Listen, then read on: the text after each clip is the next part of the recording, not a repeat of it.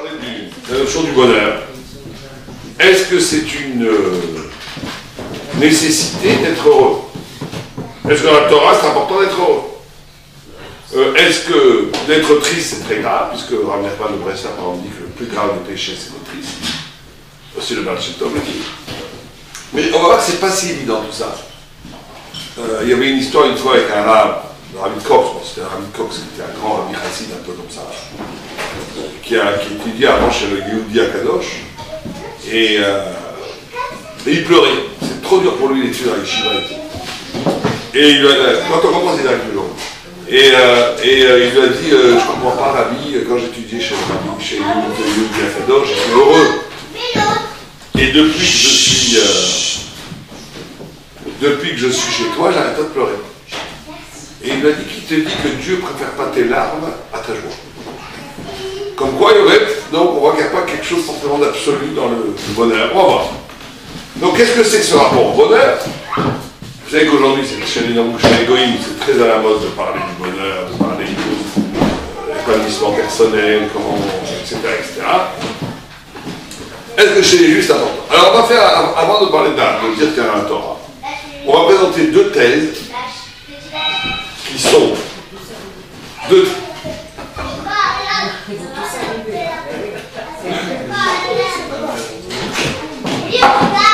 Bon, c'est bon. C'est vous qui avez déclenché. Comme ça. Vous avez tout déclenché. Est-ce qu'on attend? Oui, je vais faire ma tête, on va pas. Eh oh! Eh!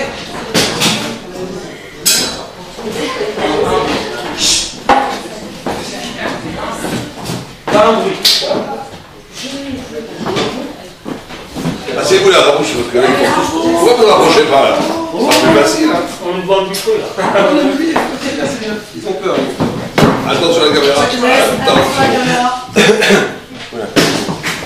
Bon, alors, donc on a dit, on va présenter deux thèses par rapport au bonheur, qui sont les deux fausses, puisqu'elles sont proférées par des goïms, et qu'on va voir ce qu'est la Torah dit. Vous avez la thèse des gens qui pensent que le bonheur, la recherche du bonheur, c'est le sens de la vie, c'est le plus important. On le voit dans le stoïcisme, dans le bouddhisme, dans toutes sortes de... Aujourd'hui aussi, il y a chez beaucoup de philosophes. Ce sont ce qu'on appelle les philosophes du bonheur, les pensées du bonheur. Elles présentent le bonheur, la capacité d'accéder au bonheur à partir de 3 ou 4 éléments, je vais vous exposer rapidement. Ils font une différence entre le plaisir et le bonheur. Ce serait quoi la différence? On est un petit comité, on va en profiter, la personne pourra avoir plus interactif.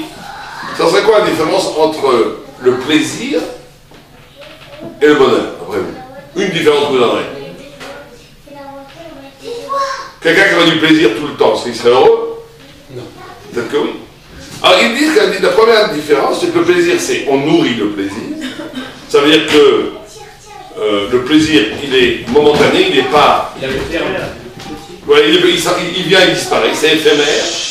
Alors que le bonheur, c'est quelque chose de global, de quelque chose qui dure, de quelque chose de stable. Et donc, la première définition du bonheur, est-ce qu'on est capable d'avoir une vie où, généralement, globalement, on est heureux? Ça, le plaisir ne peut pas te le donner, parce que le plaisir, c'est une passivité. Tu reçois du plaisir, alors que le bonheur, ça se construit. Tu le construis à long terme. Premier élément. Est-ce que le bonheur dépend de soi, ou est-ce que le bonheur dépend du mazal? D'après vous? Ou des deux? Moi je dirais des deux. Ça dit des deux. Alors, les philosophies du bonheur te disent qu'il faut... Ah, le bonheur, hein, c'est vraiment les enfants. Le bonheur, c'est les enfants.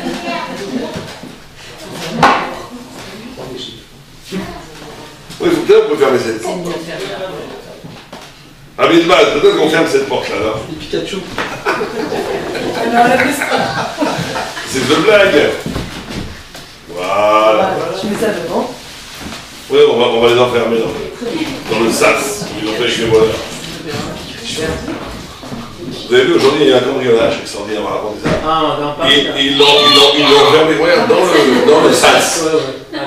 Qu'est-ce qu'ils ont Ouais, fait? Bon, il est tombé. Alors, on peut commencer un cours de Torah ou pas? Ça va avec les lapins, les gamins. Donc, deuxième, alors, premier élément qu'on a dit, permanence contre l'éphémère. On est dans la première thèse, la thèse du bonheur.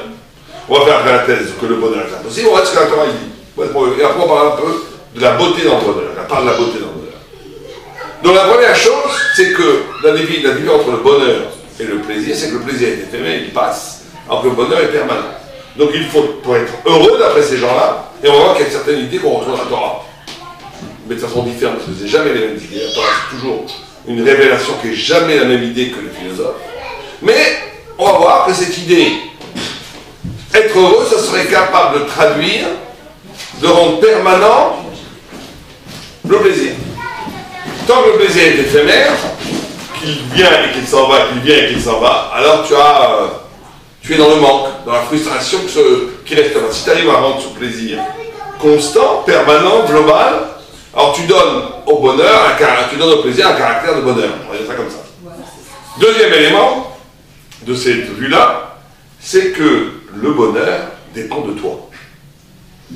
Il y aurait une façon d'être qui fait que le bonheur ne dépend pas de ce qui t'entoure, il dépend de la façon dont tu acceptes le monde tel qu'il est.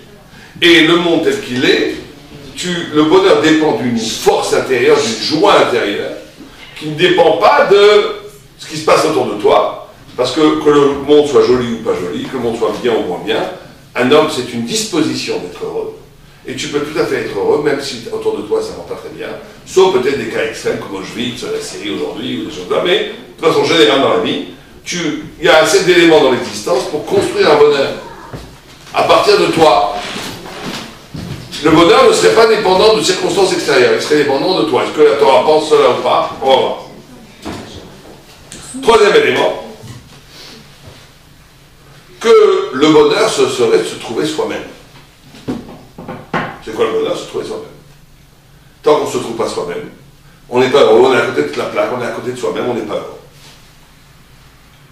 Et quatrièmement, le bonheur ou le malheur n'existerait pas, il ne serait qu'en fait qu'une représentation. C'est toi qui pourrais décider, méthode Coué, si c'est le bonheur ou pas le bonheur. Là, je vous dis en vrac, plus ou moins toutes les idées qui ont traversé toute l'histoire de la pensée du bonheur. Ceux qui pensent que non, ils disent d'abord c'est absurde. Le bonheur, il ne dépend pas que de toi, il dépend aussi du monde extérieur. Et certains disent aussi que, vous savez que ceux qui sont dans cette idée, là, les stoïciens, ils disaient, l'homme, et c'est tout à fait fragile, il n'y a pas eu de juif, il dit l'homme est comme un chien attaché à un chariot. Alors si tu vas avec le chariot en courant avec le chariot, ben ça va, tu auras une vie heureuse. Mais si tu résistes, tu vas aller dans le même endroit, de toute façon, tu vas être traîné par le chariot. Mais tu n'es pas complètement ensanglanté, tu vas être blessé, tu vas être très malheureux. Donc c'est pas la peine de résister à la vie, il faut accepter le monde tel qu'il est, tu vas avec le monde, elle est belle. Est-ce que la Torah est d'accord avec ça? Ceux qui sont contre, ils disent, que non, le bonheur, bien sûr, que dépend de ce qui se passe autour de moi, et que la représentation d'un monde, selon de dire que le bonheur dépend de la façon dont je représente le bonheur, c'est un mensonge. Parce que tu passes ta vie à te mentir. Tu n'es pas vraiment dans la vérité de la vie. Alors, est-ce que la Torah, quelle position elle a par rapport à... Je vous ai dit très rapidement les deux positions. Qu'est-ce que la Torah pense par rapport à ça? Alors, comme d'habitude, la Torah, comme c'est la vérité, comme c'est la révélation de Dieu, elle est toujours elle englobe tous les contraires. Il n'y a pas un grand sujet dans la Torah qui n'amène pas de façon contradictoire. Il n'y a pas un grand sujet en Talmud qui n'est pas exposé de façon contradictoire. On pense comme ça, on pense le contraire. Par exemple, on pourrait voir dans l'aphorisme, le Pirkei Avot, Miwashir à sa mère Bechiko, qui est le riche, celui qui se contente, celui qui est joyeux de sa part. On a l'impression qu'on est dans la tête du bonheur là. Ça veut dire que tu sois milliardaire ou pas milliardaire, ça ne change rien. Tu sois millionnaire, milliardaire ou fauché, c'est pas grave. L'important c'est que tu puisses jouir, être heureux dans la situation, que l'argent que Dieu t'a donné, ça te suffit pour avoir une vie formidable. Là, on serait plutôt dans l'optique de la philosophie du bonheur. Mais tu vois, un autre Marak dit pas du tout. Quand quelqu'un il fait un serment, il dit arrête mes coups d'échec, voici je t'épouse, Almena Tchani Achir, à condition que je sois riche. Et bien on ne dit pas est-ce qu'on va voir, est-ce qu'il y a un gars qui est content de son argent pour son argent. On voit s'il est riche, si les gens dans la vie me méchabèdent pour son argent. C'est-à-dire qu'on va d'après la réalité. Et encore une fois, il y a énormément comme ça de contradictions dans la Torah, où d'un côté on te dit que le bonheur, c'est justement d'accepter la vie, et d'un autre côté on ne dit pas du tout. Par exemple, une Gemara qui dit, vous savez, qui est écrit dans la Torah, soi-disant, qu'il y a une faute d'orthographe à première vue. Quand il écrit Vaïtsar, l'homme a été créé, dans tout Vaïtsar, il y a un yud. Quand l'homme est créé, il y a 2 yud. Il y a 2 yud. Pourquoi il y a 2 yud? Alors, il y a une marque dans la Torah. Certains disent 2 yud, c'est le bien et le mal. D'autres disent c'est l'homme et la femme. D'autres ils disent non, c'est l'écartèlement, c'est Olam Hazé, Olam Haba. Et là, il dit, c'est que l'homme, il n'est pas harmonieux. S'il est avec le corps, eh bien, il est triste parce que la chair est triste. Et s'il est avec l'esprit, avec l'âme, alors il est triste aussi parce que le corps se venge en lui envoyant des mauvaises idées. C'est un mal. Rachid dit comment il se venge en lui envoyant des mauvaises marchalotes. Donc tu vois là une vision de l'homme dans sa création duel, qu'il est tellement duel qu'il ne peut jamais être en paix. On est très loin de la philosophie du bonheur. Harmonieuse, j'accepte le monde, tout va bien, zen, je suis cool, pas du tout. T'es écartelé entre. C'est quoi ces 2 yud? C'est 2 oi. C'est 2 cris de oi, yud, de oi, oi. Ça va pas du tout. Donc on est ici dans une sorte. On ne comprend pas très bien comment ça se passe. Alors, en vérité, alors, ça se passe comme ça. Ça se passe. On a dit que dans la philosophie du bonheur, certains pensent que le bonheur, c'est se trouver soi-même. Ceux qui sont les anti-philosophie du bonheur, on revient chez les goïs, ils disent que soi-même, ça n'existe pas. Vous savez que c'est très intéressant de voir que quand vous avez un animal, quand il naît, il a déjà des talents, il a déjà un programme, il a déjà des vocations. Il sait déjà quoi faire. Il y en a qui ont des ailes, qui savent voler, il y en a qui sont des écailles, qui savent nager, il y en a qui savent. Vous prenez des tortues qui naissent, c'est la fois de voir ça. Elles viennent naître, toutes seules, elles savent se tourner vers l'océan. Elles savent nager, elles n'ont jamais appris. Un bébé qui naît, vous le laissez tout seul, il meurt. Il n'a rien, il est nu, il n'a pas d'écailles, il n'a pas d'ailes, il n'a rien. Non, un homme n'a rien, il n'a aucun atout. Et il n'est pas préprogrammé. Donc certains disent l'homme, il n'est rien. Donc comme il n'a pas de naissance, tu ne peux pas dire que le bonheur c'est de se trouver toi-même puisque tu n'as pas de naissance. Tu vas être ce que tu vas devenir. Ça a été toute ta philosophie d'existentialiste, tu es ce que tu vas devenir plus tard. Qu'est-ce que la Torah répond de tout ça? On va essayer d'entrer dans une pensée de vérité qui est complexe par définition. La Torah, elle dit la chose suivante. La Torah, peut-être que quand Dieu a voulu créer l'homme,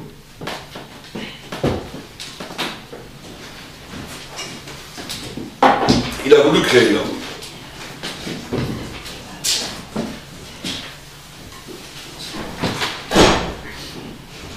Alors qu'est-ce qu'il a fait? Il a convoqué les anges. Il a dit que ça vaut le coup de créer l'homme. Un a dit oui, un a dit non. L'ange de l'amour a dit créer l'homme, il est capable d'amour. L'ange de Zdaka a dit créer l'homme, il est capable de ça. L'ange du Shalom, il a dit. L'ange du Shalom, il a dit surtout crée pas l'homme. Il fait toujours des bagarres. L'ange de la vérité, il a dit surtout tu crées pas l'homme. L'homme, c'est un grand baratineur. Il est incapable de dire la vérité. Et il y a eu comme ça dans le ciel des fracas, dans le fracas céleste, Ibaré, Al-Ibaré, crée, ne crée pas, crée, ne crée pas. Et au milieu de la discussion, Dieu a dit aux anges, pourquoi vous discutez? J'ai déjà créé l'homme. Au milieu de la discussion. Parce qu'il y a écrit la Torah, Naasé Adam, Netzal Benu. Midajé Atikra Naasé, et là, Naasa, Naasa Gva. Je l'ai déjà créé. Parce que dans les mots, il n'y a pas de voyelle, donc tu peux jouer avec les lettres. Naasé, Naasa. Bon, Midrash magnifique, les anges qui disputent. Dans le Beta Midrash céleste, ça crie crée l'homme, ne crée pas l'homme, crée l'homme, ne crée pas l'homme. Discussion. Et Dieu dit, j'ai déjà créé l'homme au milieu. Je comprends pas. Si Dieu, il ne sait pas s'il faillit, d'abord, lui, il sait. On dit pourquoi il fait ça pour montrer qu'il faut demander à plus humble que soit des amis, d'accord. Mais pourquoi il suscite une discussion sans attendre la fin de la discussion? Si je me demande, ça vaut le coup d'acheter cette voiture, vous me dites oui, vous me dites non, vous me dites oui, vous me dites non. Et je vous dis, j'ai déjà acheté, qu'est-ce que vous allez me dire? Vous allez me dire quoi? Tu me demandes. Ah non, je vais me dire, ça va pas la tête, j'ai pas que ça va dans ma vie. Tu me demandes des trucs, tu as déjà fait. Voilà, ça c'est le bon Dieu, on ne discute pas. Mais pourquoi Dieu il suscite une discussion si ça ne sert à rien cette discussion? Puisqu'il a déjà fait au milieu de la discussion. Vous comprenez le problème? Qu'est-ce que vous dites? Il voulait imposer pour que c'était une bonne chose de créer l'homme. Non, justement, il n'a pas imposé. Non, il a imposé, mais il ne fallait pas demander alors. C'est pas sérieux si tu demandes un avis et que tu crées au milieu de l'avis le truc. Pourquoi il fait ça? Quelqu'un a une idée ou pas? Personne n'a une idée? Pourquoi est-ce que c'est une discussion? Et au milieu de la discussion, il crée l'homme. Parce qu'en vérité, si on a des oreilles prophétiques, si on écoute bien le ciel, s'il y a des prophètes parmi nous, il y a un prophète parmi nous, s'il écoute bien le ciel, cette discussion elle est encore jusqu'à aujourd'hui. Il y a des anges qui disent Ibaré, des anges qui disent Alibaré, Ibaré, Alibaré. Pourquoi? Parce que si on avait décidé de ne pas créer l'homme, alors on ne serait pas là. Si on avait décidé qu'il fallait créer l'homme, on serait là, mais on n'aurait aucun sens dans la vie, parce que quelqu'un d'autre, fût-ce Dieu, aurait décidé qu'on vaut le coup d'exister. Tu vaux le coup d'exister, tu peux peut-être assez vite, tu n'as plus de liberté. Tu peux faire toutes les ch'touillottes, Dieu a décidé que tu vaux le coup d'exister. Donc il ne faut pas qu'on ait décidé que tu vaux le coup d'exister. Et qui va décider si ça vaut le coup d'exister ou pas? Qui? Non, pas Dieu.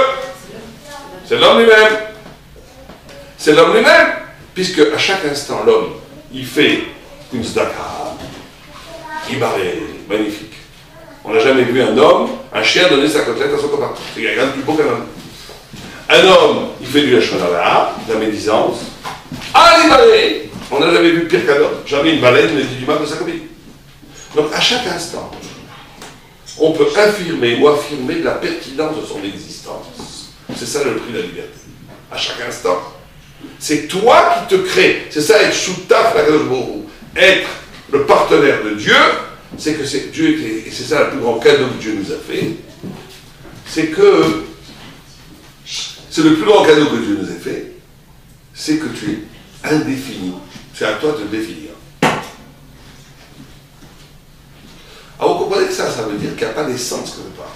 Parce que maintenant, ça veut dire que Dieu n'a pas créé l'homme essentiellement. On est plutôt maintenant dans le camp des ceux qui sont contre le bonheur.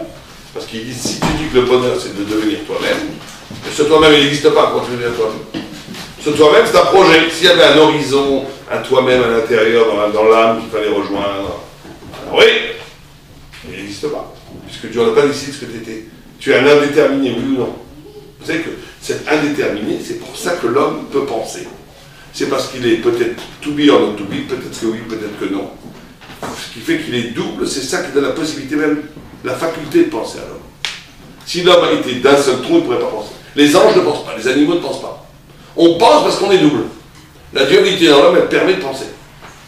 Alors ce qui est génial, c'est que cette dualité, elle permet à l'homme de s'interroger, de poser des questions. Ça, c'est le bon côté. Il n'y a pas une page dans le Talmud, il n'y a pas de question. C'est pour ça que Chochma en hébreu, l'intelligence, ça se dit Chochma. Chochma, c'est quoi? C'est Koachma, la force du quoi. Alors c'est très intéressant de voir comment vous dites l'eau en hébreu. Comment tu dis quoi?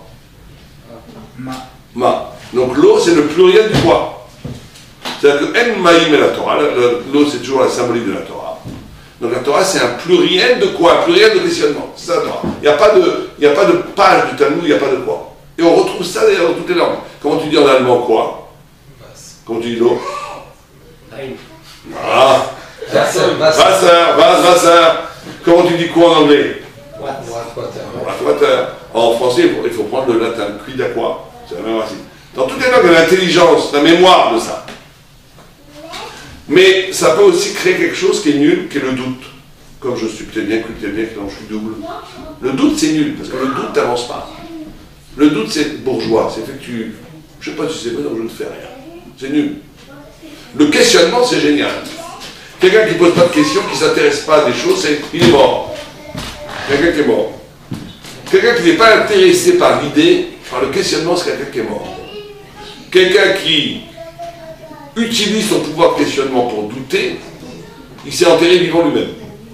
Il a transformé sa capacité d'interroger en doute. Le Chacham, le sage, c'est celui qui est toujours capable de questionner la vie, la question. La différence entre le doute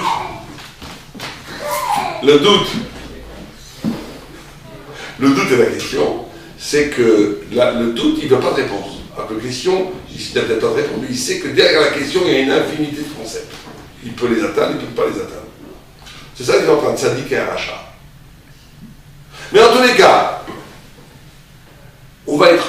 position dans la Torah qui va être compliquée, ou plutôt profonde, ou plutôt, comme elle est vraie, c'est pas facile.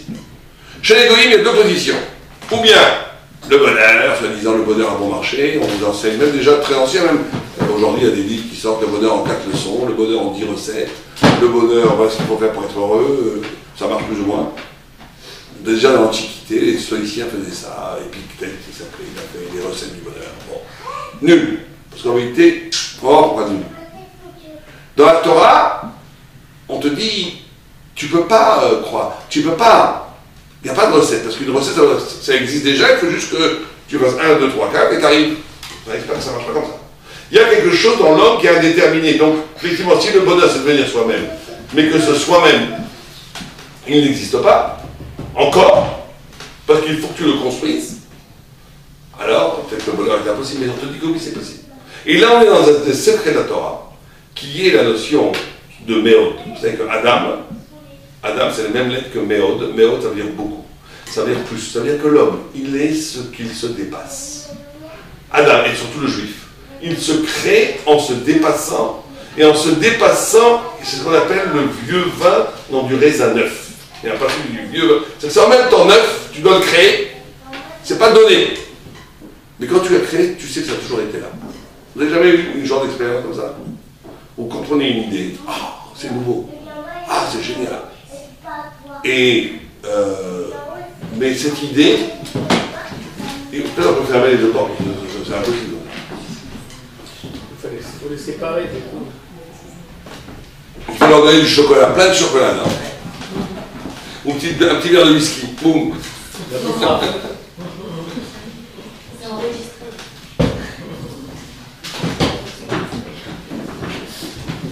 Nous on se met là-bas, parce qu'on a un petit peu. Donc,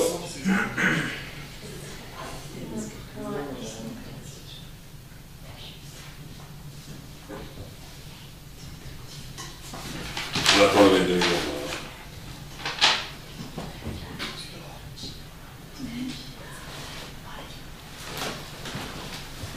Ah, quel silence olympien. Bravo. Ah, je ne sais pas que vous l'avez fait, mais... Alors, donc vous comprenez, ce point est très important. Parce que sans ça, ça on dit ça en rigolant, avec les enfants qui jouent, mais sans ça, la vie n'est pas réussie d'un point de vue de temps. Ce qui fait passer, il ne réussira jamais sa vie. Quelqu'un qui est dans une optique de ne rien faire, il est dans une optique, il n'a pas d'initiation. Il passe sa vie à dormir, à manger, à lire un peu de Torah, à voir des films, qu'est-ce qu'il y a de rien. Bon, il a arrêté sa vie. Celui qui perd sa vie effrontément à se chercher lui-même ne marchera pas non plus. Donc tu es obligé de construire quelque chose qui n'existe pas, mais quand tu l'as construit, tu te rends compte que ça a toujours été toi. C'est ça la clé du bonheur juif.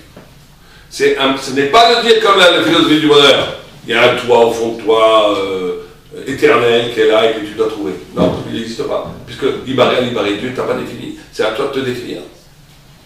D'un autre côté, en te définissant, c'est pas non plus. Alors comment tu te définis, que tu trouves quelque chose qui a toujours été là? Comment ça marche? Ou plutôt, comment cette définition, cette nouvelle création de toi, ça marche par ce qu'on appelle le Méod, le plus, ça marche principalement par la compréhension que la Torah et toi, quelque part, ça fait un. Ce qu'on avait dit, c'est Oraïta, Torah, toujours beaucoup, Echad. Il y a une unité.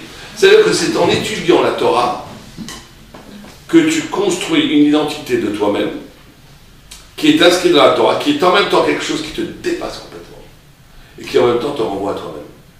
Ça, quand tu arrives à ce point-là, tu es dans le bonheur. C'est-à-dire que quelqu'un qui n'est qu'avec lui-même, la chair est triste. Ah non, n'est pas très intéressant. Qui n'est qu'avec lui-même.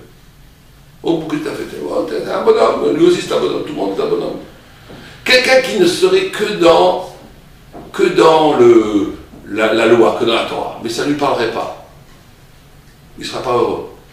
C'est le poids, il fera ce qu'il faut, tout, il y a comme ça, il y a des névrosés de la halakha. C'est magnifique, hein, mais en réalité, ils ne vont pas devenir des grands. Pourquoi? Parce que c'est une névrose. Ils veulent toujours être conformes à ce que la halakha dit. Bien sûr, on doit tous être comme ça. Mais si tu n'as que ça, tu n'as rien fait. Tu as fait la mitzvah du faire, mais tu n'as pas réalisé ce que tu dois être. Tu n'as pas réalisé ce que tu dois être. Donc là où tu es à un moment de bonheur, et un moment de bonheur qui te rend le vrai bonheur juif, c'est quand tu as une conjonction, c'est-à-dire une association entre ta finitude et l'infini, où tu es défini par l'infini en te révélant infini. Comment? En étudiant les mitzvot et la Torah te donnent la possibilité de t'identifier à quelque chose qui est éternel. Mais c'est en même temps toi. En d'autres termes, la simra, la vraie simra, le vrai bonheur, c'est de vivre la vie pour laquelle tu as été créé. Pas de devenir toi-même de façon calquée. De vivre la vie pour laquelle tu as été créé. Ça peut être une vie dure, ça peut être une vie tordue, ça peut être une vie où tu as besoin de passer par plein de chemins. Alambiqué. Ça peut être très compliqué ta vie. Mais si tu vis ta vie, tu es dans la simra, tu es dans l'énergie du bonheur. Quelqu'un qui ne vit pas sa vie, on lui donne tout, la Rolls-Royce, l'argent, le cabot. Tristesse. Il est à côté de lui-même, il est à côté de sa vie. Il n'a rien fait. Rien du tout, il a reçu, il n'a rien fait. Il peut peut-être être dans le Hocher, ce qui s'appelle le contentement, il ne sera pas dans la simra. La simra, c'est de vivre une vie qui est dans l'énergie d'essayer d'atteindre le fait que pourquoi Dieu t'a créé pour un projet. Allez, on va voir ce que tu es capable de faire. Qu'est-ce que tu fais de ta vie? Montre. Tu peux créer un chef-d'œuvre qui s'appelle un juif tzaddik, ou tu ne peux pas le faire. C'est ça. Et quand tu es dans cette dynamique de création du tzaddik, de la tzaddik, tu sors de la mesquinerie de ta définition identitaire et tu tombes du fardeau des mitzvot de la Torah, en disant qu'aucun rapport avec moi, mais je le fais parce que j'ai peur de Guéhinom, j'ai peur de l'enfer. Ça, c'est les deux positions goy.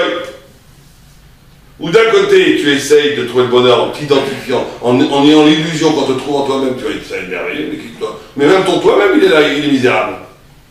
S'il n'est pas lié à la Torah, s'il n'est pas lié à la divinité, s'il n'est pas lié à l'éternité, c'est quoi toi-même? C'est rien. Ah, tu dis, alors j'ai trouvé la solution, je m'oublie, et je fais tout ce que la Torah dit. Mais si tu n'es pas connecté avec cette Torah, tu n'es pas heureux. Et donc le secret de la Torah, c'est pour ça que l'étude de la Torah est la mitzvah la plus importante, parce qu'elle donne un dynamisme de t'arracher de toi-même, de t'arracher des premières identités, de te construire à partir de réaliser le pourquoi tu as été créé par un cheminement. Pas par un dévoilement, par un cheminement. C'est ça le secret de la Torah. C'est ça le secret de la Torah. C'est le premier secret de la Torah. C'est la relation de toi à toi. Par l'étude, par la construction d'une identité qui évolue, par rapport à la recherche de pourquoi tu as été créé. Donc chacun d'entre nous a l'obligation de révéler une partie de la Torah, c'est incroyable. Quand on dit bitul Torah, c'est pas juste que tu bitoules l'étude de la Torah, c'est que tu bitoules le Torah, parce que chacun d'entre nous, chaque visage juif, il a une façon de comprendre la Torah qui lui est propre.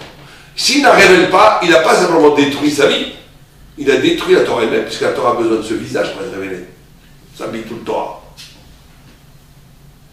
Donc, la Torah se réalise à travers l'incarnation de chaque juif de cette Torah, et le juif se réalise à travers le fait que dans le cheminement de la révélation de la Torah, il se révèle un projet qu'il accomplit complètement. Ça, c'est le premier niveau de toi à toi. Maintenant, bien entendu, le deuxième niveau, c'est de toi à l'autre. Quelqu'un, et c'est ça le paradoxe, plus quelqu'un est égoïste, plus quelqu'un est égotiste, plus quelqu'un ne pense qu'à lui, plus il a une vie misérable. Vous n'avez pas remarqué ça?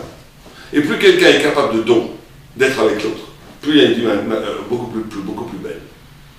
Parce que là encore, c'est lié à l'idée d'être le pourquoi tu as été créé. Or, l'homme a été créé avec l'image de Dieu. L'image de Dieu, c'est de donner. Dieu, il prend rien, il a besoin de rien, il donne.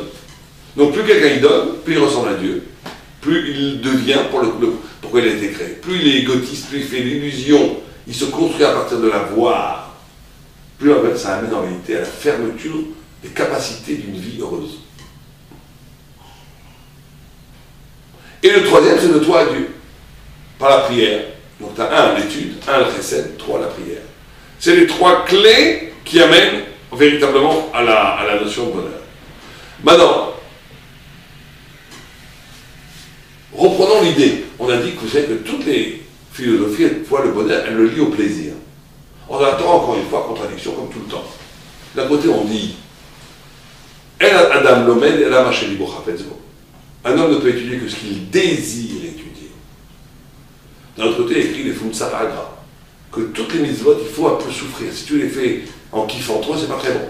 Il faut, le mérite de la mitzvah, c'est que c'est dur. Et l'étude de la Torah, ou l'exercice des mitzvot, c'est en même temps le plus grand kiff, et c'est en même temps la plus grande souffrance. Il y avait Rav Chaikin, qui était un grand rabbin, il disait, il n'y a pas plus grand bonheur que d'étudier la Torah. Mais quand il était prisonnier chez les Allemands, ils étaient obligés de faire des travaux forcés. Il dit, étudier la Gemara, c'est plus dur. Vous avez l'idée? C'est plus dur. C'est plus dur d'étudier la Gemara que de casser les pieds avec les nazis. Parce que c'est très dur. Parce que justement, on est dans la contradiction de l'homme, dans ce dans cet écartèlement. Et on est ici, c'est que la notion du... Qu'est-ce que quand on parle justement du bonheur, et là on tombe dans ce qui différencie un juif d'un goy. Mamash. Vous savez qu'il y avait une discussion entre les Chachamim et les Sadducéens, qui étaient peut-être juifs, en tous les cas, sur est-ce que le jour de Shavuot, il est tout le temps dimanche. Vous savez que les chrétiens, ils ont une fête, j'ai oublié le nom, l'Assomption, je ne sais pas quoi, qui tombe toujours le dimanche, c'est parce qu'ils ont imité, parce qu'il y a écrit à la Torah, Acharei Shabbat, tu feras Shavuot après Shabbat. Nous on comprend Shabbat, pas comme là, cette semaine, pas le Shabbat. Ils ont compris Shabbat. Et à un moment donné, ils discutaient les sages et les Sadducéens. Et un sage, un vieux sage, il a dit, je crois que ça va une amie, il a dit, mais pourquoi vous voulez tellement que ce soit dimanche? Pourquoi vous voulez tellement que ce soit dimanche? Il lui a répondu, parce que Dieu, il nous aime tellement les Juifs, qu'il veut nous donner 2 jours de kiff. Shabbat et Yom Tov, dimanche, que ça dure 24 heures, 48 heures, ça sera beaucoup mieux. Et le Maral de Prague, il dit, voilà le secret. Cette discussion, elle révèle le secret de la différence entre la Torah et les autres religions, ou les autres pensées. C'est que dans toute relation, il y a le plaisir et il y a le sens. Il y a du sens. On ne fait pas Shabbat juste pour manger. Il y a le plaisir de faire Shabbat. On n'étudie pas la Torah juste pour avoir le plaisir intellectuel d'étudier. Il y a du sens. Mais il n'y a pas de sens sans plaisir. Parce que le plaisir, c'est ce qui fait le lien entre le sens et toi. Mais tout va basculer sur ce niveau-là. C'est presque mathématique. Et c'est comme ça que le gars peut reconnaître lui-même si c'est un tzaddik ou s'il est moins tzaddik.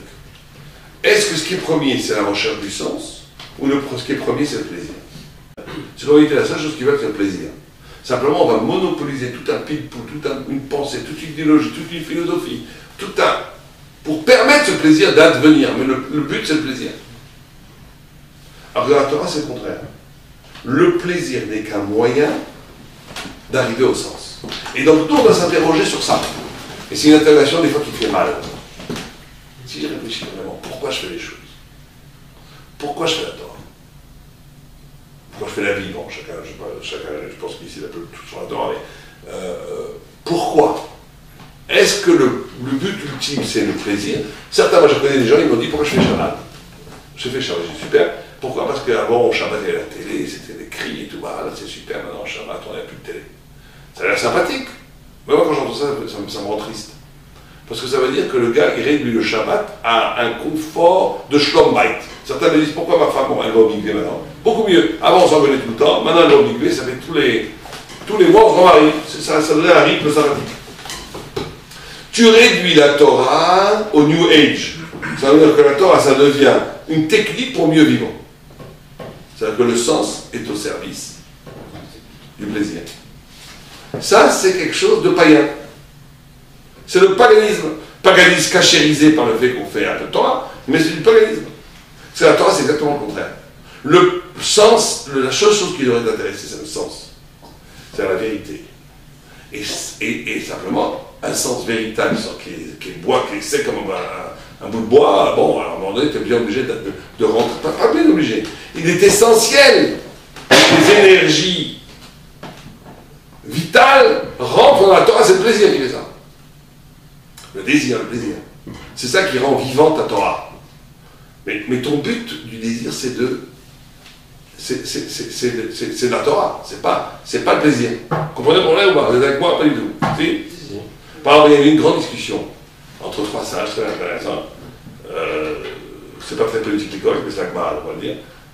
Trois grands rabbins, pourtant c'est Rabbi Akiva, les grands rabbins, ils disaient qu'est-ce qu'on fait avec le désir. Il parlait là-bas du désir des femmes. Voilà, il dit, je tourne la tête, il dit, je crache, je dis que c'est que de la chair. Et je dis, vous êtes fous. Moi, on va faire le truc très belle, et je trouve ça génial. Alors ils ont dit, et j'ai aucun désir. Alors ils s'assoient, ils disent, il n'est plus un homme, il n'a plus de désir, il a tué son corps. Il dit, non, pas du tout. Prenons un exemple plus politique plus correct. Oublions les femmes. On dit, prenons une pomme à manger. Le rachat, il va vouloir manger pour manger.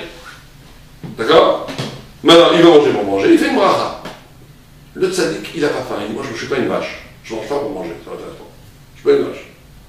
Alors, tu n'as jamais faim? Si. Quand? Quand c'est Shabbat. Quand c'est une mitzvah. Regardez ce que ça veut dire. Ça veut dire que le corps, le métabolisme du corps, doit être branché par une prise électrique par le sens. Ça fait sens, tous mes sens s'allument. Ce rabbin avec sa femme, qui voulait avoir des enfants, tous ses sens s'allument. C'est Shabbat, c'est une mitzvah de manger, tous mes sens s'allument. Je ne suis pas, c'est Shabbat, il faut que je mange, c'est terrible, moi, tellement kadosh, bon, je suis bien obligé, parce que la rame oblige. On n'est pas des curés. Au contraire, mais il faut que ton plaisir soit au service du sens. Pas le contraire, pas le sens au service du plaisir. C'est ça, la notion même du tzaddik. Vous allez prendre deux personnes, les mêmes, ils ont le même chapeau, ils ont les mêmes bas, ils ont le même frac, ils sont tous les deux en face de vous, vous les regardez, ils se ressemblent comme deux gouttes d'eau. Les voisins, ils sont en train de manger le même steak, les mêmes pommes de terre, le même verre de vin. L'un, il est en train de faire quelque chose qui est plus haut que la prière, l'autre, il est ravalé au niveau de la bête. Et quelle est la différence entre les deux? D'après vous, quelle est la différence entre les deux? Une seule chose, la conscience. L'un, il va manger, et chaque plaisir, chaque coup de plaisir qu'il a dans la bouche, il va le traduire comme un enfant qui tète le lait de sa mère, qui est en lien avec sa mère, parce qu'il reçoit la vie de sa mère. Il va dire, chaque plaisir qu'il a, c'est Dieu qui... Il va juste se dire, c'est Dieu qui nous donne la vie. Et donc, il est en fusion totale avec Dieu en mangeant. C'est ça quand on dit le judaïsme, il faut sanctifier la matière, tout ça, c'est des mots. Comment tu fais? Comment tu fais pour sanctifier? Pour une pensée. Tu manges, tu fais la bracha, tu dis maintenant, en mangeant, ce plaisir, l'expérience même du plaisir, la jouissance. Cette jouissance, je le traduis en lien avec celui qui me la donne, c'est Dieu. Et donc je suis comme un enfant qui est lié avec le corps de la mère, en buvant son lait, et bien celui qui mange, il boit le lait de Dieu, il est en fusion avec Dieu. L'autre, qu'est-ce qu'il veut? Il veut oublier tout, oublier la table, il est en train de se plonger dans la matière. Il mange, oubliez-moi. On rigole, ça nous arrive à tous, on peut très bien abandonner, on est fatigué, on veut redevenir une bête. On va redevenir une bête. Il y a eu trop de tension, trop de pression, trop de trucs. Fichez-moi la paix, je m'éclate, je me laisse aller. Et là, et c'est le même acte, hein, c'est le même acte de manger. Et ça va être la différence. Qu'est-ce qui est au sommet? Est-ce que au sommet, c'est le sens qui... Et c'est ça, sanctifier la matière. C'est quand ton plaisir, ton désir, ta jouissance, ton extase, tout ce que tu veux, il ne prend son envol que parce qu'au début, il y a une inspiration spirituelle. C'est Shabbat. Waouh! Avant tout, c'est Shabbat. Alors, goûtons tous les mets parce que je célèbre Shabbat. Magnifique. Ou bien c'est Shabbat, bon, on va s'éclater la panse. C'est génial. Oublions, je m'en fais courir le Shabbat. Voilà, et donc, si le désir est au service du sens, ça c'est juif. Et ça va donner une vie complètement différente. Quand quelqu'un, ça va arracher à l'égotisme, à la bestialité de l'homme.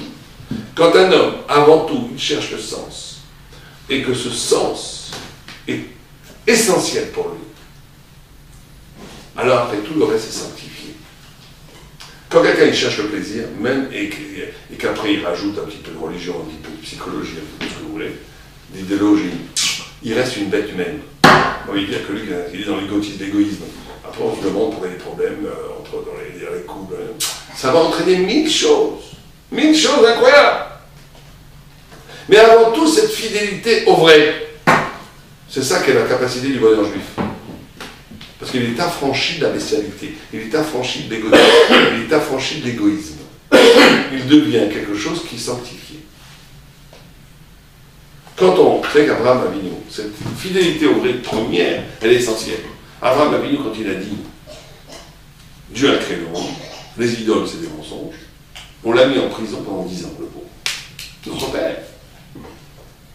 Et après on l'a sorti de prison, on l'a mis devant la fournaise ardente. On lui a dit, je crois toujours que Dieu a créé le monde et lui. Alors on lui a dit, tu vas mourir, d'accord? Et à ce moment-là, il y a une phrase très bizarre. Il a dit, En manik babia. Il n'y a pas dit de dirigeant dans le... Pourquoi? Parce qu'il dit, si je suis le seul à croire en Dieu, et que Dieu ne me sauve pas, c'est qu'il se désintéresse de ce qui se passe ici-bas. Il est arrivé à ce qu'on appelle une philosophie, le déisme, que Voltaire et d'autres disent, que Dieu a créé le monde, c'est le grand horloger de l'univers, mais il ne regarde pas ce qui se passe, il ne regarde pas s'il fait une chaise d'Aïm, il ne regarde pas, il regarde rien. Comme ça, Abraham a cru. On l'a poussé dans le feu. Et dans les flammes, Dieu est apparu à Dieu. Dieu est apparu à Abraham. Il a dit, Animani Gabia, ne crois pas comme tu crois que le grand horloger de l'univers. Je regarde tous les bateaux à l'été, on ne laisse pas tranquille. Même dans les toilettes, il y a des alachotes. Il y a des alachotes partout. Partout, partout, partout. Parce que Dieu te regarde à chaque instant. Très bien, et il commence, après toute l'histoire du judaïsme, quand il commence. Et le Briscoe pose une question extraordinaire. Il dit, comment se fait-il qu'Abraham a sauté dans le feu? Si on prend au sérieux le Midrash, que Dieu ne te regarde pas, il aurait dû faire quoi? Hein?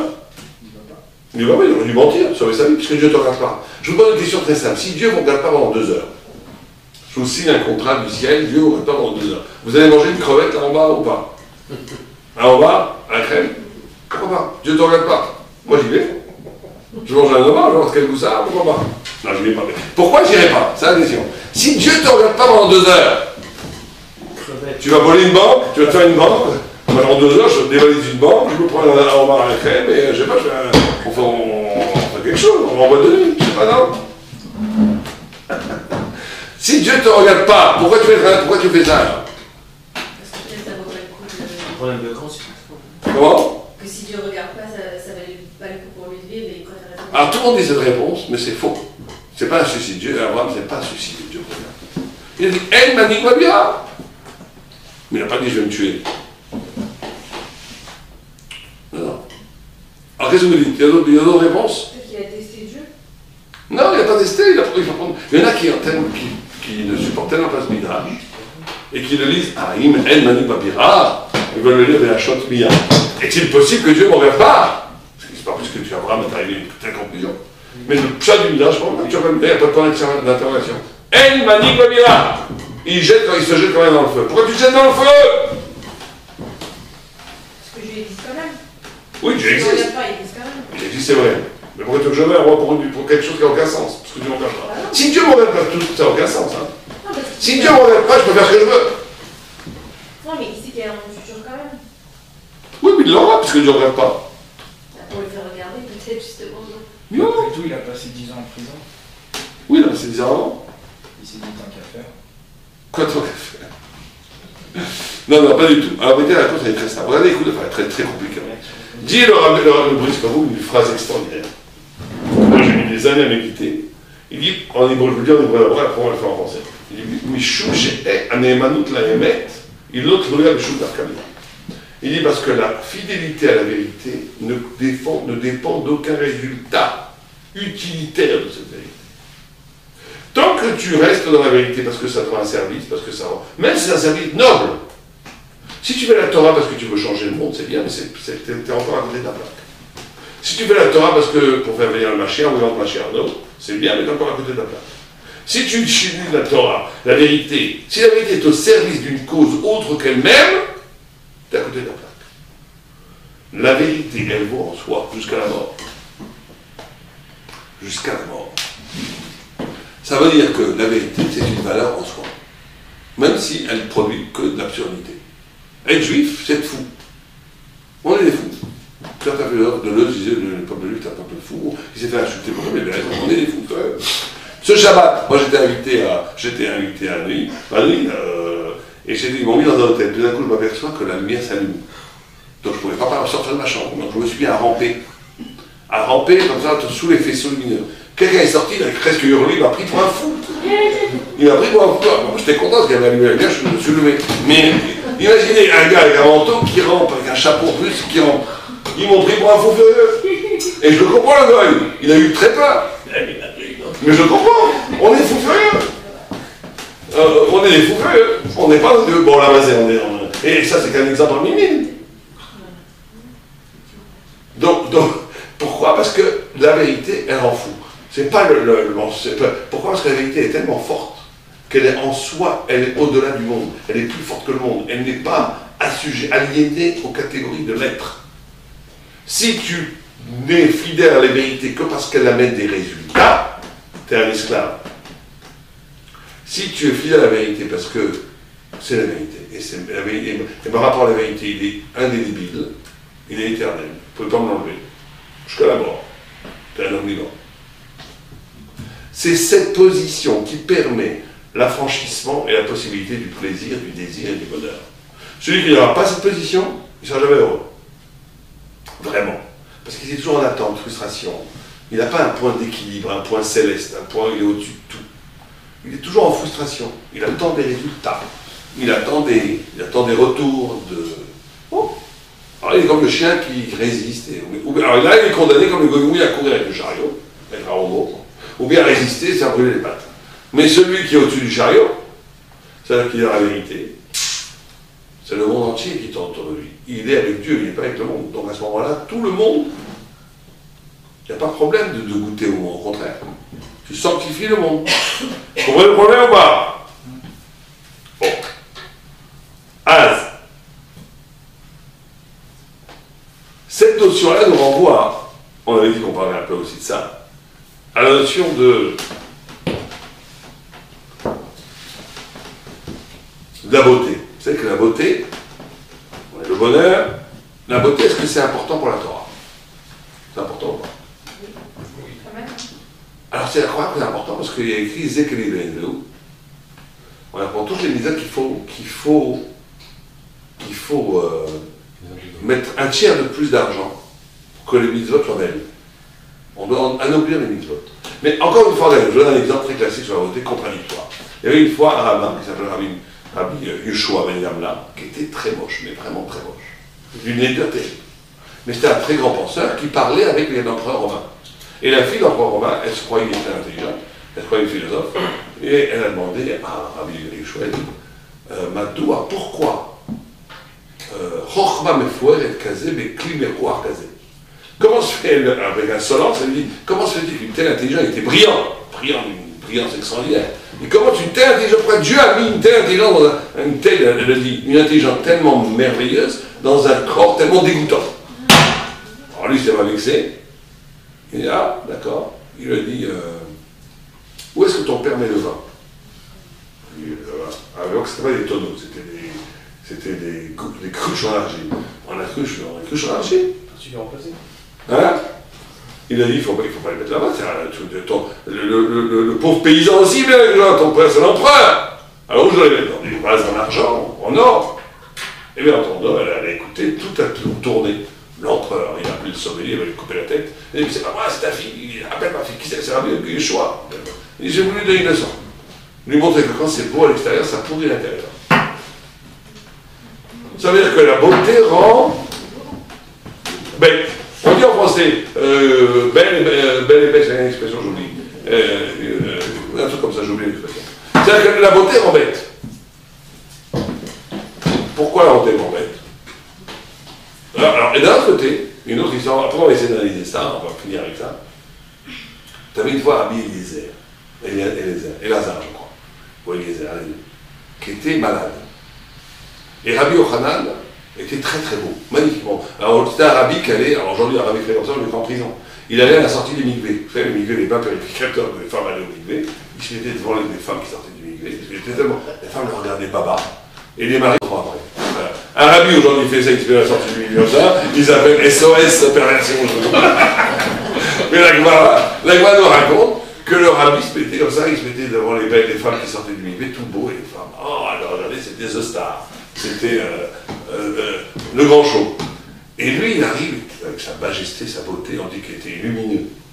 Et il voit avec des ailes en ombre qui pleure. Alors, il retrouve sa manche, Et ça éclaire toute la chambre. Vous voyez, c'était pas juste une beauté, c'était pas genre la beauté d'un acteur de cinéma bidon, c'était une beauté aussi spirituelle. Donc, et il voit qu'il pleure, il dit pourquoi tu pleures? Est-ce que c'est parce que tu n'as pas étudié beaucoup la Torah? Il dit non. Amar Bebamaet, comme celui qui fait beaucoup, celui qui dit peu, le principal c'est que tu as essayé de comprendre. Non. Parce que tu pleures parce que tu n'as pas d'argent et tu es très pauvre avec les ailes. Il dit non. Pas tout le monde a le mérite d'avoir deux tables. L'abondance ici et l'abondance après la mort. Ce que j'ai, c'est très bien. Est-ce que tu pleures parce que tes enfants sont morts? On peut pleurer. Et il lui montre l'os, Rabbi Yochanan, de son 10e fils, qui était mort. Il dit non, je ne pleure pas pour ça. J'ai eu des enfants qui sont morts, mais je sais très bien que les gens doivent vivre ce qu'ils doivent vivre. Un papillon un jour, un éléphant 100 ans, l'autre 20 ans, l'autre 30 ans, l'autre 10 jours. Chacun, le grand de Vilna, il dit la vie, c'est le temps. Chacun n'a que le temps qu'il a. Donc je ne peux pas penser. Ah, pourquoi tu pleures? Parce que t'es beau. Et qu'un jour, cette beauté pourrira sur la terre. Rabbi Yochanan, si tu pleures pour ça, je pleure. Il pleure les deux. Et c'est des textes plus contradictoires que ça. Il y a 2 minutes, on vient de nous dire que la beauté, ça rend idiot. Que ça pourrit l'intérieur. Et maintenant, on vient de nous dire que la beauté, c'est la seule chose sur le monde. On ne pleure pas sur la Torah, on ne pleure pas sur les enfants qui meurent, on ne pleure pas sur l'argent, mais on pleure sur la beauté qui va disparaître. Il y a une autre histoire où la contradiction, elle est à l'intérieur même de l'histoire. Vous savez que Rabbi Akiva, il a eu combien de femmes? Quelqu'un sait combien de femmes il a eu? 4. Non. Rabbi Akiva. Ouais. Il a eu Rachel, la grande tzadékette. La femme la plus tzadékette que je connaisse au monde. Une femme qui venait d'une famille de milliardaires, une Jewish princess, qui a épousé un gars dont le père était guerre, converti, 40 ans, berger. Son père, il était tellement furieux qu'il l'a éjecté de la maison. Elle avait 18 ans, elle était magnifique, elle était la fille la plus riche d'Israël. Elle a épousé un berger de 40 ans, elle a vu son potentiel. Et pendant 24 ans, elle a vécu même le sol, avec la peau déchirée. Elle a détruit la beauté de sa féminité pendant 24 ans, pour que son mari étudie. Elle a fait Rabbi Akiva le plus grand rabbi de tous les temps. Mais il n'a pas été elle, parce que quand il est parti étudier, on dit que son fils, parce qu'elle lui a demandé, elle a étudié. Ils ont essayé une semaine ensemble. Son fils a aidé à porter les bagages. Donc il y avait une première femme s'il y avait un fils. Et il a eu après que Rachel soit morte, il y avait un homme qui s'appelait Apotorpus Aracha. C'était le gouverneur romain en Judée, et lui aussi croyait pour un philosophe, et Rabbi Akiva avait des joutes oratoires avec lui. Et chaque fois avec lui, il tannait en public, il en faisait une maladie. Il rentrait chez lui la tête terrible. Et il va voir sa femme qui était la plus belle femme du Moyen-Orient. Et il lui dit Elohim Shelehelu Sone Zima. Le Dieu des Juifs déteste le laisser aller avec les femmes. Va draguer Rabbi Akiva, fais-le tomber, je te donne la permission. Comme ça, je pourrais lui donner une tannée. Parce qu'il va perdre sa force. Elle, Ishakshera, Shomel Bala, femme cachée, elle écoute son mari, elle va draguer Rabbi Akiva. Et quand elle arrive, elle s'est mise la plus belle femme, Rachel Wesh, je ne sais pas qui arrive, super maquillée.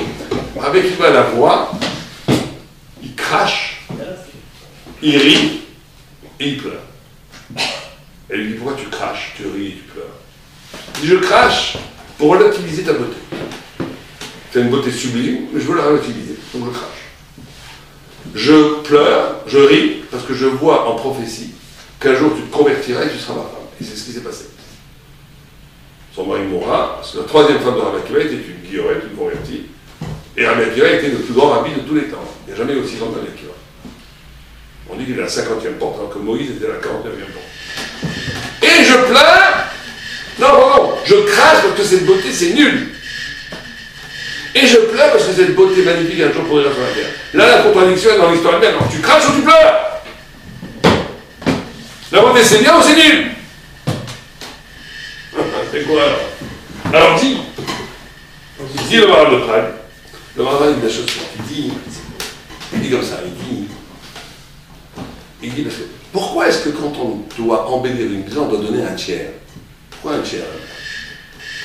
Il dit qu'il y a 3 niveaux d'âme. Vous savez que dans l'homme, il y a 3 niveaux d'âme. Il y a le Nefesh, le roi et la Neshama. Le Nefesh, c'est l'énergie spirituelle qui peut faire des actions.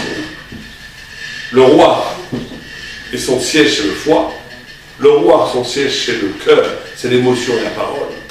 Et Neshama, c'est la pensée, l'éternité. Et il dit la beauté, c'est la Neshama. C'est pour ça qu'on donne un tiers. Et le tiers, c'est par rapport au niveau de Neshama. Pourquoi? Alors il regarde. Si on réfléchit un peu, Pourquoi la beauté rend idiot? Pourquoi la beauté rend idiot? Quelqu'un de beau, il a plus de chances d'être idiot. Comme ça dit l'Agma. Et alors, la fille du César lui dit, mais vous avez chez vous des rabbins qui sont beaux et qui sont intelligents. Et il lui répond, il se démonte pas, il dit, oui, mais si ça avait été moche, ils auraient été plus intelligents. Donc, vous savez que la beauté rend idiot même les grands rabbins. Les rabbins d'Agma. Maintenant, pourquoi la beauté rend idiot? Quelqu'un est idiot ou pas? On va s'intéresser à lui d'abord pour sa beauté. Ouais, et alors? Ouais, vous êtes sur la bonne voie. Parce que si je vous demandais quelle est la qualité principale pour devenir intelligent? Parce que la personne, elle exploite sa beauté quand elle fait quelque chose. Ouais. Et pourquoi ça rend idiot? Si je vous demandais quelle est la qualité première pour être intelligent, quelqu'un sait?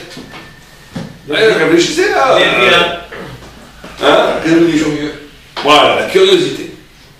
Être curieux. Quand Dieu a créé le monde, il a fait tout, beau, Yetzira, tout, étonnement, beau, confusion, Yetzira, création. C'est-à-dire que l'intelligence obéit à ça. Quelqu'un qui n'est pas curieux, c'est un khmar, c'est un brivot. C'est-à-dire que quand Dieu est étonnement, quand le fait qu'il y ait de l'être plutôt que rien, c'est étonnement. Mais cet étonnement crée une confusion, parce que regardez un enfant, il ne connaît pas, il est étonné parce qu'il apprend chaque fois. Il y a un système qu'on connaît, on fait rentrer un nouvel élément, que je ne savais pas, ça met une confusion. Et je suis obligé de création, de réintroduire ce nouvel élément et de donc recréer le schéma. Connaître, ça passe toujours par cet acte de création, étonnement, confusion, création. Alors la plupart des gens, ils arrêtent à 10 ans, 12 ans. Ils ont un système qui peuvent déjà aménager, intégrer toutes les connaissances. Et ils ne veulent plus, parce que c'est embêtant de chaque fois se remettre en question. Mais sans cette curiosité, il n'y a pas, sans cette ouverture à l'altérité, il n'y a pas d'intelligence. Or la beauté, elle occasionne un mouvement centripète qui va vers toi. Ça veut dire où tu te regardes, quand tu te regardes, tu ne vois pas les autres. La beauté t'instrumentalise. Tu deviens l'objet du regard des autres. Et ça rend idiot. Il faut battre contre ça. Pour un homme beau ou une femme belle, il doit se battre contre ça pour s'ouvrir à l'intelligence. C'est ce que dit Rabbi Yoshua. Mais d'un autre côté, la beauté, c'est quelque chose d'extraordinaire. Parce que c'est la seule chose qui est divine. Pourquoi est-ce que la beauté, on donne un tiers? Pourquoi c'est la Neshama? Parce que la beauté, c'est la seule chose qui n'est pas en vérité. C'est un frisson de l'âme. Vous pouvez mettre du Mozart, du Bach, un coucher. Vous ne verrez jamais une baleine sortir son museau et admirer un coucher de soleil. Ça n'existe pas. Vous avez des chats ou des chiens dans la maison, vous mettez la musique sublime, ils s'en fichent complètement. Ils n'auront aucune réaction d'oreille. Vous essayez, parce qu'ils n'ont pas de neshama. La beauté, c'est l'émotion pure de l'âme.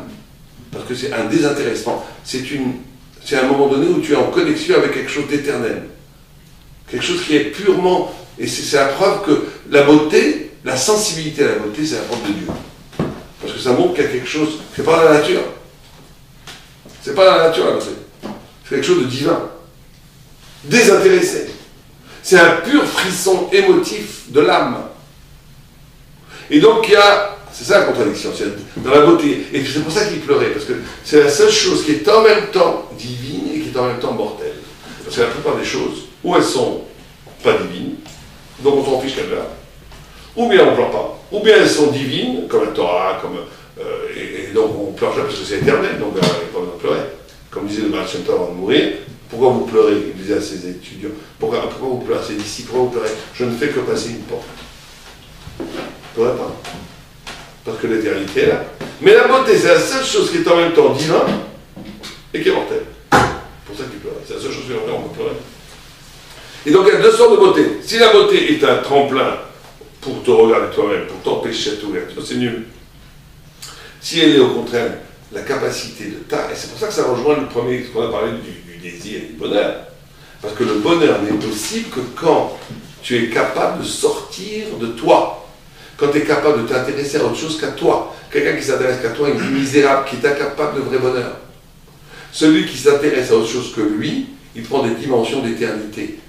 C'est quelqu'un qui est capable d'être sensible à la beauté, à la vérité, à la beauté de la vérité et à la vérité de la beauté.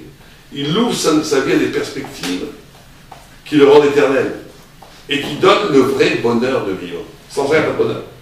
Sans ça, on est dans la misère de n'être que soi-même. Et d'où l'importance de la beauté. Parce que la beauté, elle renvoie aussi, et on finit vraiment avec ça, elle renvoie à la nature même du messianisme. Vous savez, la définition de la Torah du messianisme, elle est très simple. Vous avez la réalité, et vous avez la vérité. Tant qu'il y a une distorsion entre la vérité et la réalité, on est dans l'exil. C'est ça l'exil de soi.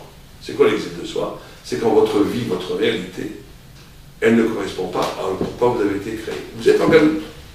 Quand vous vivez une vie qui ne correspond pas au pourquoi vous avez été créé, c'est la galoute, c'est l'exil. Donc à un moment donné, il vit le pourquoi il a été créé. Et chacun a vécu un moment comme ça. Au mariage, au mariage de ses enfants, quand on publie un livre, quand on fait quelque chose de grand. Waouh, c'est le bonheur absolu à ce moment-là. Pourquoi? Parce que je sens à cet instant que ma vérité et ma réalité sont en harmonie. C'est le moment du bonheur. C'est le moment de la joie intense. Et c'est pareil dans l'univers. Tant que le monde déploie des logiques, des idéologies, de la réalité qui sont en confrontation avec la vérité, c'est l'exil. Qu'est-ce qu'il va faire le Messie? C'est très simple. Le Messie va prendre une pile électrique. Il va brancher le monde à la Torah. Pour des choses bêtement, mais en tous les cas, ça va comprendre. Ça veut dire une harmonie entre la vérité, que le monde va se déployer sur la vérité de la Torah. C'est ça le Messie. Tant qu'il y a des forces idéologiques qui expliquent le monde contre la vérité, quand la réalité impose l'illusion de sa propre autonomie d'explicative, on est dans la galoute. Quand la réalité pourra se conforter à la vérité, on est dans le messianisme. Ça, c'est un moment de beauté. C'est pour ça que un homme, les juifs, doivent travailler sur l'harmonie entre la vérité et la réalité. Et quand un homme, il est capable, un juif, c'est ça le Kiddush Hashem.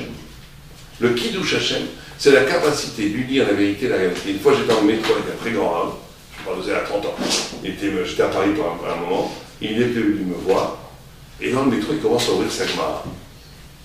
Et moi, j'essayais de passer incognito, tout le monde nous regardait, j'avais honte, j'étais très jeune, j'avais honte, et lui, il commence à...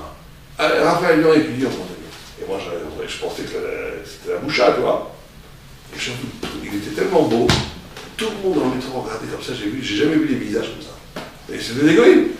Ils étaient tous éblouis, fascinés par ce rabbi qui manipulait les concepts avec un sourire, avec un visage lumineux. Et j'ai vu à ce moment-là, c'est le wagon messianique. C'était à ce moment-là, le wagon dans le métro, on a vécu un moment messianique. La réalité se soumettait à la vérité. C'était un moment extraordinaire. C'était un très grand âme. Et c'est ça le Kiddush Hashem. Le juif qui est juif dans son métamidrash, il étudie, et quand il sort dehors, ça devient un requin qui est en train de rouler tous les goïms qui vont passer à droite à gauche. Il fait un Kiddush Hashem avec un mot. La réalité, la vérité, c'est deux choses différentes. Une fois, un mec qui va à la guerre, il devait aller faire Kippour à Hambourg. Et son carrosse s'est cassé. Il a été condamné à faire Kippour dans un petit village, de rien. Bon, il a prié, personne ne le connaissait, c'est le plus grand rabbin c'est le plus grand rabbin de son époque. Et tout d'un coup, il voit un homme qui prie avec une force incroyable. Il se tortille comme un... Waouh, il dit peut-être que Dieu m'a arrêté dans ce village pour que je vois cet homme prier, il m'inspire. Et avec il prie super bien grâce à lui. Petite pause d'après-midi, il revient, et quelqu'un avait pris la place de ce tzaddik qui prie bien.